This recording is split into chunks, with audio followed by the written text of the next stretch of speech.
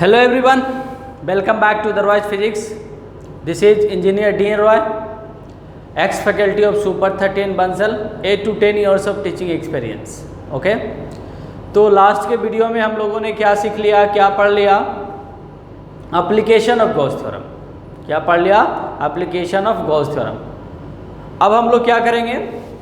Electric flux application of Gauss theorem से related बहुत सारे न्यूमेरिकल सॉल्व करेंगे. ओके? एंड उसके बाद अनसॉल्व न्यूमेरिकल्स भी सेंड करेंगे हम वीडियो के फॉर्म में. स्क्रीन रिकॉर्डर से फ़ोटो क्लिक करके स्क्रीन रिकॉर्डर से स्क्रीन करके वीडियो को फॉर्म में आपके पास भेजेंगे, आप सॉल्व करेंगे. ओके? तो फिलहाल सॉल्व करते हैं. This is the question number first. Question number first क्या करा? If E vector is equal to 6i cap plus 3j cap plus 4k cap, calculate the electric flux through a surface of area 20 units in Y Z plane. ये कोई plane है, by Z plane में कोई plane है जिसका magnitude given है 20 units given है and electric field vector form में गिवन है 6i cap plus 4j cap 3j cap plus 4j cap. तो इलेक्ट्रिक फ्लक्स 20 यूनिट से दैट मीन्स एरिया का मैग्नीट्यूड गिवन है 20 मीटर स्क्वायर 20 सेंटीमीटर स्क्वायर हो सकता है. उससे कितना इलेक्ट्रिक फ्लक्स पास करेगा, इलेक्ट्रिक फ्लक्स कितना उसमें एसोसिएट होगा. तो देखिए फर्स्ट ऑफ ऑल हम क्या बनाएंगे? कोऑर्डिनेट बनाएंगे.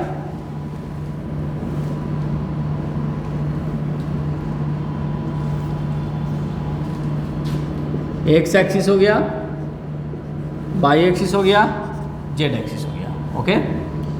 तो बाई जेड प्लेन की बात करेंगे हम. बाई और जेड से मिल करके एक प्लेन बनाएंगे. तो कैसे बनाएंगे हम? तो बहुत ही सिंपल है. देखिए जेड एक्सिस में एक कट लगाइए एंड एक बाई एक्सिस में कट लगाइए. एंड क्या करेंगे हम? बाई एक्सिस के पैरेलल और कट इधर लगाते हैं. बाई एक्सिस के पैरेलल एंड जेड एक्सिस के पैरेलल लाइक दैट. तो ये क्या बन गया? बाई जेड प्लेन बन गया. This is the x axis, this is the by axis, this is the Z axis. By और जेड से मिलके दिस प्लेन बाई हो गया, जेड हो गया. बाई और जेड से मिलके प्लेन बना, बाई जेड प्लेन हो गया. बाई जेड प्लेन हो गया. इसका एरिया वेक्टर इस डायरेक्शन में होगा, सरफेस से परपेंडिकुलर होता है. एरिया वेक्टर क्या होता है? सरफेस से परपेंडिकुलर होता है. तो एरिया वेक्टर सरफेस से परपेंडिकुलर हो गया. इस एरिया वेक्टर को कैसे लिखेंगे? मैग्नीट्यूड इनटू क्या लिखेंगे? डायरेक्शन लिखेंगे. इस एरिया वेक्टर को क्या लिखेंगे? मैग्नीट्यूड इनटू डायरेक्शन लिखेंगे. मैग्नीट्यूड कितना हो गया? 20 यूनिट्स हो गया टू एन कैप हो गया. एन कैप क्या होगा? आई कैप होगा ना. एन कैप इज एक जनरल यूनिट वेक्टर है, ठीक है ना. आई कैप, जे कैप, के कैप कुछ भी हो सकता है एन कैप. बट स्पेशली यहाँ पे एन कैप क्या होगा? एक्स डायरेक्शन में है ना. तो यहाँ पे क्या हो गया? 20 आई कैप हो गया. तो एरिया वेक्टर 20 आई कैप हो गया. एंड इलेक्ट्रिक फील्ड वेक्टर क्या है? इलेक्ट्रिक फील्ड वेक्टर है 6 i cap plus 3j cap plus कितना है? 4k कैप है. अगर हम फ्लक्स निकालेंगे तो फ्लक्स इक्वल टू क्या होता? ई डॉट ए होता ना. ये फॉर्मूला कब लगाते हैं? जब इलेक्ट्रिक फील्ड कांस्टेंट हो. तो यहाँ पे इलेक्ट्रिक फील्ड कांस्टेंट है. इलेक्ट्रिक फील्ड क्या है? कांस्टेंट है.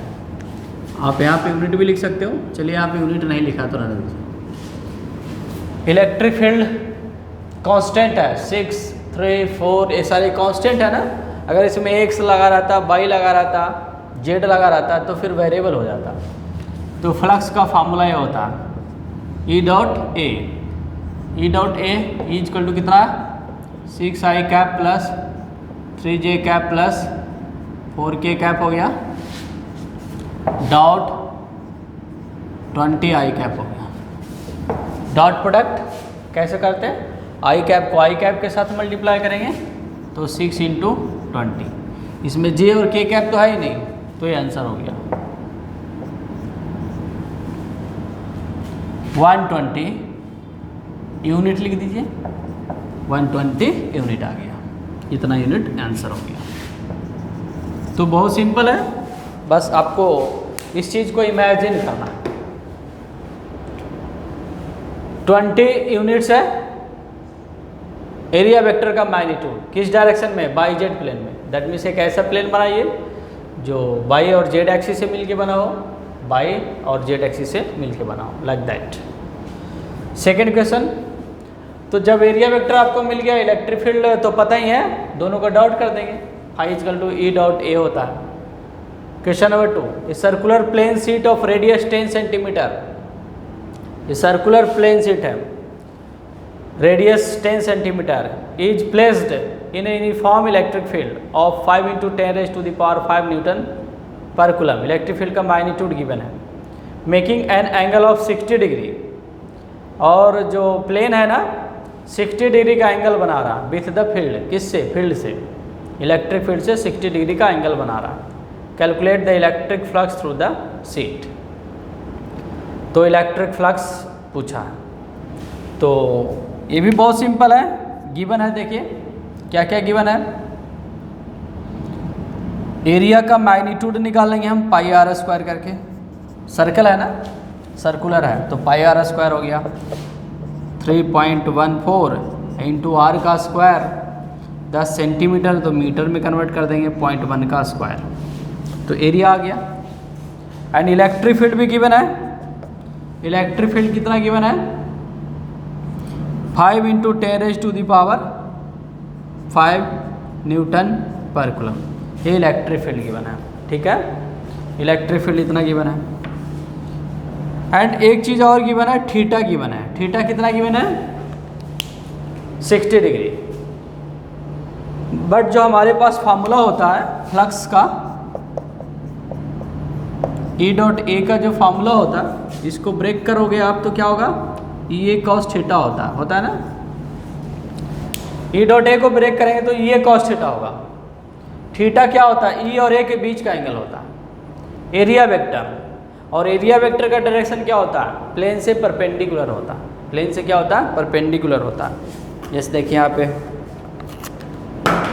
ये देखिए प्लेन है, प्लेन है, तो एरिया वेक्टर का direction perpendicular to the plane होगा, इस डायरेक्शन में। अगर हम इस एरिया को फोकस करें, इस प्लेन को फोकस करें, अगर ऐसा हो जाए तो ये परपेंडिकुलर हो गया, ऐसा हो गया तो इधर परपेंडिकुलर, अगर ये डाउन चला जाए तो एरिया वेक्टर का डायरेक्शन इधर हो जाए। बट क्वेश्चन में क्या कह रहा है, ये जो 60 डिग्री है ना, ये प्लेन बना रहा है, एरिया वेक्टर नहीं, प्लेन बना रहा है इलेक्ट्रिक फील्ड से, ठीक है। तो इलेक्ट्रिक फील्ड से प्लेन बना रहा, तो एरिया वेक्टर कितना एंगल बनाएगा, तो एरिया वेक्टर एंगल बनाएगा 90 माइनस 60 कर देंगे, दैट मीन्स 30 डिग्री। इसी चीज़ को समझना है, तो बताइए क्या हो जाएगा, flux equal to E, magnitude given है 5 × 10⁻, क्या हो गया, 5 हो गया। एरिया का magnitude pi R square 3.14, R का स्क्वायर करेंगे 0.01 हो जाएगा, 0.1 का स्क्वायर करेंगे तो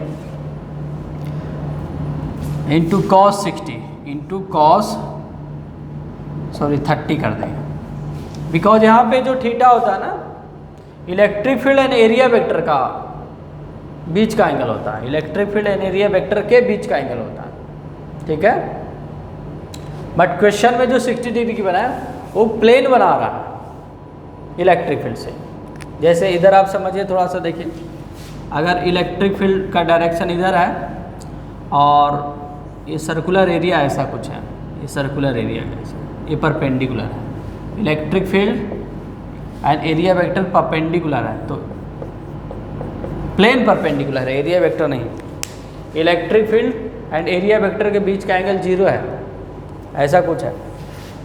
इलेक्ट्रिक फील्ड का डायरेक्शन इस डायरेक्शन में है, इलेक्ट्रिक फील्ड का डायरेक्शन इस डायरेक्शन में है, और इस प्लेन को ऐसे हमने प्लेस्ड किया, लाइक दैट, ऐसे।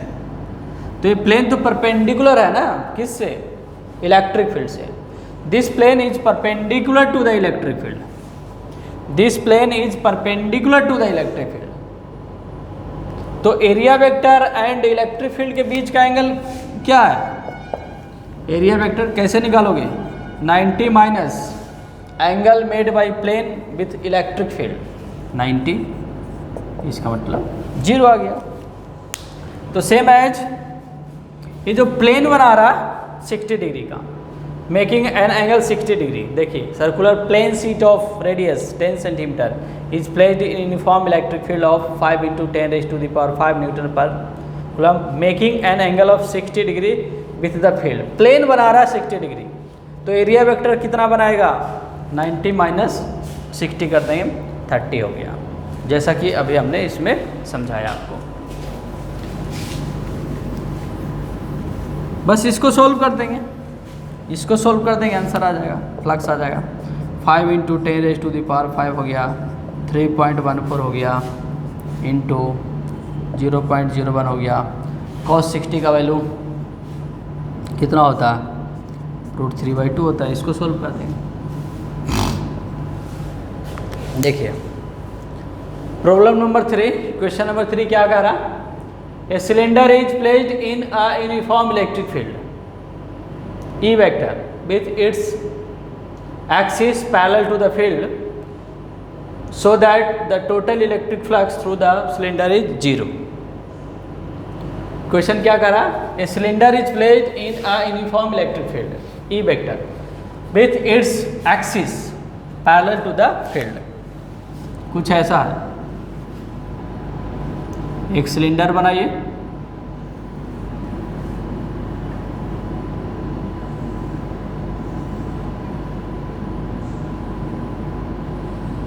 एक सिलेंडर हो गया एंड इलेक्ट्रिक फील्ड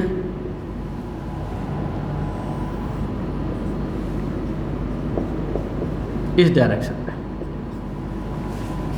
ठीक है, इस डायरेक्शन में इलेक्ट्रिक फील्ड है, इस टाइप से सिलेंडर है। तो शो करके दिखाना आपको, so that electric flux through the cylinder is 0। Electric flux, number of electric field lines passing through this cylinder is 0, ये बताना है, फ्लक्स 0 होगा। तो बहुत ही सिंपल है। देखिए एक फील्ड को ऐसे पास करते हुए मान लीजिए एरिया वेक्टर का डायरेक्शन इधर हो गया, एरिया वेक्टर का डायरेक्शन इलेक्ट्रिक फील्ड का डायरेक्शन। इस केस में एरिया वेक्टर इधर होगा ना, बिकॉज एरिया वेक्टर इनवर्ड नहीं होता है, परपेंडिकुलर आउटवर्ड होता है। एरिया वेक्टर हमने क्या बताया था? एरिया वेक्टर का डायरेक्शन क्या होता है? परपेंडिकुलर आउटवर्ड होता। तो एरिया वेक्टर हो गया एंड इलेक्ट्रिक फील्ड तो इसी डायरेक्शन में है ना, इलेक्ट्रिक फील्ड तो इसी डायरेक्शन में, इस डायरेक्शन में। ये दो सरफेस हो गया, एक सरफेस और हमारे पास है कर्व्ड सरफेस। कर्व्ड सरफेस ऊपर क्या हो गया? एरिया वेक्टर हो गया। चलिए स्मॉल मान लीजिए, बिकॉज कर्व्ड सरफेस है ना, तो कर्व्ड सरफेस है तो वेरिएबल एरिया है, वेरिएबल एरिया वेक्टर है। एरिया वेक्टर का डायरेक्शन वेरिएबल है, इस पॉइंट के लिए, इस प्लेस के लिए इधर, इस प्लेस के लिए इधर, इस स्मॉल प्लेस के लिए डाउनवर्ड, एंड इलेक्ट्रिक फील्ड का डायरेक्शन इधर है। तो इसको हम फर्स्ट सरफेस मान लेते हैं एंड कर्व्ड सरफेस को सेकंड मान लेते हैं एंड नेक्स्ट सर्कुलर सरफेस को थर्ड मान लेते हैं। तो यहाँ पे क्या होगा? फर्स्ट फ्लक्स क्या हो जाएगा? बिकॉज ये तो कांस्टेंट है ना, एरिया कांस्टेंट है, ये सर्कुलर एरिया तो कांस्टेंट ही है ना, वेरी नहीं कर रहा ना, इसका डायरेक्शन वेरी नहीं कर रहा। तो फाई इक्वल टू क्या हो जाएगा? E.A हो जाएगा। दैट मीन्स ये cos 0 हो गया। यहाँ पे देखिए इलेक्ट्रिक फील्ड एरिया वेक्टर के बीच का एंगल थीटा इक्वल टू 0 है। cos 0 का वैल्यू क्या होता है? 1 होता है, तो E/A हो गया। एंड फाई 2 इक्वल टू, अगर यहाँ की बात करें तो यहाँ 90 डिग्री है, तो E.A equal to E cos 90, ये cos 90 का वैल्यू 0, पूरा 0 हो गया। एंड फाई 3 इक्वल टू, अगर यहाँ की बात करें इलेक्ट्रिक फील्ड इस डायरेक्शन में, एरिया वेक्टर इस डायरेक्शन में, E.A इक्वल टू ये cos 180, तो E इंटू ए कॉस 180 का वैल्यू क्या होता, -1 होता, तो माइनस ये हो गया। इस क्वेश्चन में नेट फ्लक्स की बात कर रहा है। किसकी बात कर रहा है? Net flux. नेट फ्लक्स क्या करेंगे, सबका सम कर देंगे, φ1 प्लस φ2 प्लस क्या कर देंगे, φ3, सबका सम कर देंगे। तो यहाँ पे क्या हो गया, ये हो गया प्लस 0 हो गया माइनस ये हो गया, ये कट करके 0 आ गया। तो नेट फ्लक्स क्या आ गया, 0। नेट फ्लक्स क्या हो गया, 0 हो गया। बिकॉज यहाँ पे तो 90 है ना, इसको ऐसे भी सोचिए आप, यहाँ पे 90 है तो DA और इलेक्ट्रिक फील्ड के बीच का एंगल 90 हो गया, तो फ्लक्स 0 हो गया। बट यहाँ पे क्या हो गया, जितना फ्लक्स इन किया उतना ही फ्लक्स आउट किया, तो इन करने वाला फ्लक्स निगेटिव हुआ, आउट करने वाला फ्लक्स पॉजिटिव हुआ, मैग्नीट्यूड सेम है तो कट करके 0 आ गया, तो नेट फ्लक्स क्या हो गया, 0 हो गया। तो बहुत सिंपल है, इसको एक बार बनाइए, क्लियर हो जाएगा, ठीक है। इसमें और इसको रब करके आगे और बताते हैं प्रॉब्लम आपको।